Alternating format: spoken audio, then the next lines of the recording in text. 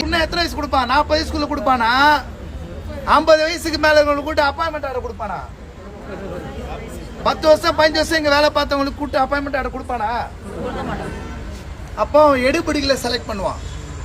சில யூனியனுங்களை செலக்ட் பண்ணி அவங்க மூலமா சில பேருக்கு வேலையை உறுதி பண்ணுவான். இப்போ நம்ம கூட கரையிலே ஒரு 30 உள்ள போயிடுச்சு. நாளைக்கு அந்த 30 உனக்காக வந்து போராட்டம் நிற்குமா? நானே பசியில் இருக்கிறேன், பஞ்சத்தில் இருக்கிறேன், என்னை விட்டு ஏதோ வேலை கட்சி நான் போயிடுறேன். இப்போ இங்கே 15,660 ரூபா கான்ட்ராக்டில் சம்பளம், நம்ம 23,343 ரூபா. இதை வந்து கமிஷனர் ஆர்டர் போட்டு கொடுத்தாரா? முதலமைச்சர் கொடுத்தாரா? இவங்கெல்லாம் நம்ம மேலே கருணை இறக்க மாட்டாங்களா? 365 நாளில் நமக்கு ஒரு நாள் கூட லீவ் இல்லை, இஎஸ்ஐ இல்ல, பிஎஃப் இல்ல, ஃபெஸ்டிவல் ஹாலிடேஸ் இல்ல, பண்டிகை லீவ் இல்ல, எதுவுமே இல்ல. இந்த சட்ட சலுகையில எதையுமே செஞ்சு கொடுக்க துப்பு இல்லாத இந்த சென்னை மாநகராட்சி உனக்கு ஆப் எடுத்துட்டு வர மூஞ்ச காட்டு போட்டோ எடுக்க சொல்றானா? அவனுக்கு திமிரு இருக்கா? வேற என்ன இருக்கு? புரியுதா?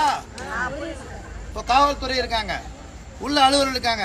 இந்த மாசத்துல உனக்கு எல்லாம் வேலை இல்ல, கான்ட்ராக்ட் போற, உன் மூஞ்ச ஆப்ல காட்டு, அடுத்த மாசம் உனக்கு சம்பளம் வரும் சொன்னா கேட்டுக்கிட்டு சும்மா இருக்கணுமா? நம்ம புரியுதா உங்களுக்கு? ஒரு விஷயம் என்னன்னா, இவங்க எவ்வளவு லஞ்ச பணம் வாங்கினாங்க, என்ன பண்ணாங்கன்னு தெரியல.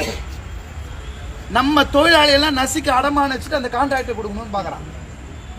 ஓட்டு போட்டது நம்ம, வேலை செஞ்சது நம்ம, கொரோனாலையும் புயலையும் காப்பாற்றினது நம்ம.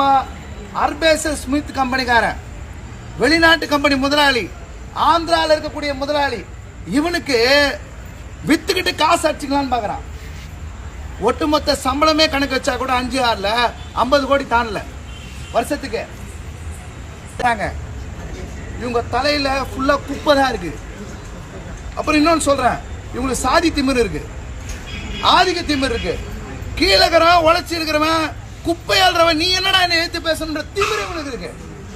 இந்த திமிருக்குன்னா ஒரு பாதம் அனுமதி கூடாது. நம்ம உடம்புல ரத்தம் இருக்கு, நரம்பு இருக்கு. இன்னைக்கு ரொம்ப எப்பயுமே நம்ம கிட்ட நல்லா நடந்துக்கிற காவல்துறை நண்பர் என்ன கேட்டாரு, சார் நான் வந்து எஃப்ஐஆர் போட போறேன் சார், எஃப்ஐஆர் போட போறேன் சார், எல்லாம் கூப்பிட்டாங்க சார். நான் ரொம்ப பொறுமையாக சொன்னேன், சார் உங்களுக்கு எனக்கு எந்த பிரச்சனையும் இல்லை, இது பெரிய விஷயம், எஃப்ஐஆர் போறனா போட்டுக்கோங்க, ஒன்றும் பிரச்சனை இல்லை. நம்ம 23,000 ரூபாய் சம்பளத்தை காப்பி நம்ம வேலையை காப்பாற்ற முடிவெடுத்தா சும்மா இருக்கிறதுனால எதனா வருமா? ஒன்று 10 அடி அடிக்கிறான், ஒரே ஒரு அடி கொடுத்தா அந்த அடுத்த அடியாவது குறையும். 10 அடி வாங்கினா இன்னும் நல்லா 4 மிதிக்கலாம்னு நினைப்பான். நினைக்க மாட்டேனா? நமக்கு இந்த கார்பரேஷன் கமிஷனர் குமரகுருபரனுக்கு நீ ஆதிக்க சாதி திமிரோட நடந்துப்பேன்னு சொன்னா ஒடுக்கப்பட்ட மக்கள், தூய்மை பணியாளர்கள் உனக்கு பதிலடி கொடுப்பாங்க. நம்ம நிரூபிச்சு அவனுடைய கட்டாயத்தில் இருக்கோம். பாத்துக்கலாம். நீயா நானான்னு முடிவு எடுத்தனா நாங்க தொழிலாளி பக்கம் நேர்மையா நிக்கிறவங்க. நீ காசுக்காக நீ என்ன வேணா பண்ணுவேன்னு நினைச்சீங்கன்னா உங்க ஒப்பந்த மையம் போதா, உங்க ஆட்சி எப்படி இந்த வரக்கூடிய எலெக்ஷன்ல நீங்க ஓட்டு வாங்குறீங்கன்னு உட்பட நாங்க சேர்ந்து பாக்குறோம். நம்ம தேவையில்லாம கவர்மெண்ட் எதிர்க்கணும்னு நம்ம நினைக்கவே இல்லை. ஆனா கவர்மெண்ட் விட்டுட்டு வேடிக்கை பாக்குதுன்னா, எக்கடி கட்டினா நசுங்கி நாசமா போட்டுன்னு வேடிக்கை பாக்குறாங்கன்னா, அப்படிப்பட்ட கவர்மெண்ட் நமக்கு இருந்தா என்ன போனா என்ன நம்ம கேட்போம், மோதுவோம். வேற வழி இல்ல. ஒண்ணு இருக்கு, இதுல இருந்து சம்பளத்தை வாங்கியிருக்கோம். இந்த சம்பளத்தை அடுத்த மாசம் வாங்க கூடாதுன்னு நினைக்கக்கூடிய படுபாவிங்க நம்ம வேலையை ஒழிச்சு கட்டணும்னு நினைக்கிறானுங்க. இது நம்ம இடம் தரக்கூடாது, இதுக்கு இடம் தரக்கூடாது. எங்களுக்கு பதில் சொல்லு. வயசானவங்க இருக்காங்களா, அவங்கள அப்பயே நீ பணி எந்திர 2 வருஷத்துல இருந்து சட்டப்படி என்ன சலுகைன்னு எங்களுக்கு சொல்லு. சட்டம் நம்ம வேற எதுவுமே கேட்கல. நீ போட்டிருக்க சட்டம் குறைந்தபட்ச சம்பள சட்டத்தை நம்ம கேட்கறோம். நம்ம கண்மூடி போராடல. பணி நிரந்தரப்படுத்துவதற்கு உண்டான சட்டம் 2 வருஷத்தை 450 நாள் வேலை செஞ்சா பணி நிரந்தரப்படுத்து சொல்லுது. அந்த சட்டத்தை கேட்கிறோம். வார விடுமுறை, தேசிய விடுமுறை, பண்டிகை விடுமுறை, இந்த விடுமுறைகளை சட்டப்படி இருக்கு. மகப்பேறு விடுப்பு இருக்கு, அதை நம்ம கேட்கிறோம். நம்ம சட்டத்தை மீறி நம்ம போராட்டம் இல்ல. நம்ம ரவுடித்தனமோ அராஜகமோ பொறுக்கித்தனமோ நம்ம செய்யல. அதெல்லாம் பண்றவெல்லாம் கரை வேஸ்டி கட்டி நம்ம தீர்மானம் போடக்கூடிய இடத்துல உட்கார்ந்துருக்கான். ஊரை ஏமாத்துறவன், கொள்ளை அடிக்கிறவன், கட்ட பஞ்சாயத்து பண்றவன், ஓட்டு போட்டு நம்ம கிட்ட அம்மா எனக்கு ஓட்டு போட்டு வந்தா நான் அதை கீச்சிருவோம் இதை கீச்சிருவோம், அத்தனை பேரும் கான்ட்ராக்ட் முதலாளிக்காக தீர்மானம் போட்டு வந்திருக்கான். நம்ம வேடி பார்க்க கூடாது. ஏழை ஜனங்களுக்கு கையில உடம்பு இருக்கு, நம்ம சதை இருக்கு, நம்ம சிந்தனை இருக்கு. சும்மா இருந்தா வேலையை விட்டு எடுத்துட்டு போறேன்றான். மோதி பார்த்துடலாம். அப்புறம் இன்னொரு கூடுதல் தகவல் உங்களுக்கு ஒன்று சொல்றேன். நம்ம தோழர் எஸ்கே, நீ கவர்மெண்ட் சொல்றத, லேபர் டிபார்ட்மெண்ட் சொல்றத நீ கேளுன்னு சொல்லி நம்ம போராட்டம் நடத்த போறோம். இது எல்லாரும் கையில வச்சுக்கோங்க. இதான் நம்ம ஆயுதம். அப்புறம் இன்னொரு விஷயம் நான் உங்களுக்கு சொல்ல கடமைப்பட்டிருக்கேன். நாளைக்கு நம்மள ஆப் கேட்பாங்கன்னா முன்னாடியே தகவல் பரிமாறிடுவோம். ஆண்கள் 2 லுங்கி இல்ல 3 லுங்கி, பேஸ்ட், பிரஷ், சோப்பு,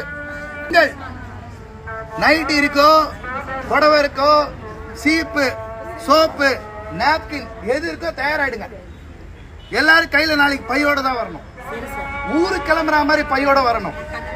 வர்றவங்க நான் திருப்பி வீட்டுக்கு போறேன்னா போராட்டம் நடத்துறேன்ற மாதிரி இருக்கணும். போராட்டத்துல முதல் அணி, 2வது அணி, 3வது அணி இருக்கும். ஒரு டீம் எதுக்கும் ரெடியா இருக்கும், இன்னொரு டீம் வெளியே இருந்து பார்த்துக்கும். இவங்க 2 பேருக்குன்னா அடுத்த 3வது டீம் இறங்கும். நம்ம பார்த்துடலாம். அவன் மோதனும் முடிவு பண்ணிட்டாங்க. மோதனும் முடிவு பண்ணா நம்ம பொதுமக்களுடைய வேலையை கெடுக்கணும்னு நம்ம நினைக்கல. வேலை செய்ய மாட்டேன்னு சொல்ல, ஏன்னா அமைதியா அட்டனன்ஸ் வாங்கி பயோமெட்ரிக் வாங்கி விடுன்னு சொல்றோம். செஞ்சதே செய்ய நாங்க செய்யறோம்னு சொல்றோம். நீ ஆப்னு ஒன்று கொண்டு வந்தனா சட்டப்படி செய்ய வேண்டிய எல்லாம் சொல்லி கொண்டு வா. இல்லையா கான்ட்ராக்ட் போக மாட்டேன். கவர்மெண்ட் இந்த ஆட்சி இருக்கிற வரைக்கும் நீங்க எல்லாரும் வேலையில தொடுறீங்க. நான் ஆப் எடுத்துட்டு வரட்டுமாண்டா அப்ப கேள். நாங்க ஆப்புக்கு எதிரி இல்ல, நீ தனியார் மையம் கொண்டு வர பாரு, அதுக்குதான் நாங்க எதிரி. அப்போ நாளைக்கு நான் ஏற்கனவே உங்கள்கிட்ட சொல்லிட்டு போறேன். ஒன்னு பாத்துக்கோங்க, இது உங்க போராட்டம், உங்க வாழ்க்கைக்கான போராட்டம், உங்க சம்பளத்துக்கு உண்டான போராட்டம், உங்க குழந்தைங்க படிப்புக்கு எதிர்காலத்துக்கு உண்டான போராட்டம், உங்களுடைய வீட்டில் இருக்கக்கூடிய மருத்துவத்துக்கு உண்டான போராட்டம். உங்க போராட்டத்தை நீங்க தான் போராடணும். ஊர்ல இருந்து வந்து போராடுவான், எவனோ ஒருத்தர் தலைவர் வந்து லீட் பண்ணுவான். நீ போராடணும், நீ நிக்கணும். உன் நிற்கும் போது எல்லாரும் வந்து கூட நிற்போம், எங்கேயும் போக மாட்டோம். எல்டியூசி சங்கம் ஒருபோதும் உங்க பக்கத்து இருந்து ஓடி ஒளிஞ்சு கை கட்டி எவனுக்காவது கும்பிடு போட்டு நீ சொன்னதெல்லாம் கேட்பேன்னு சொல்லாது, சொல்ல மாட்டான். கமிஷனர் கிட்ட யார் வேணா நிக்கட்டும், நீ நிக்கிறல பணக்கார திமிரோட, நாங்க இந்த பக்கம் தொழிலாளி திமிரோட நாங்க நிற்போம். நாங்க நிற்போம், நின்றுதான் ஆகணும். தோழர்களே, நாளைக்கு போங்க. அவன் முடிஞ்சா நம்ம கிட்ட ஆப் கேட்கட்டும். ஆப் கேட்டான்னா அடுத்து என்னன்றது நம்ம பார்ப்போம். உங்களை நம்பி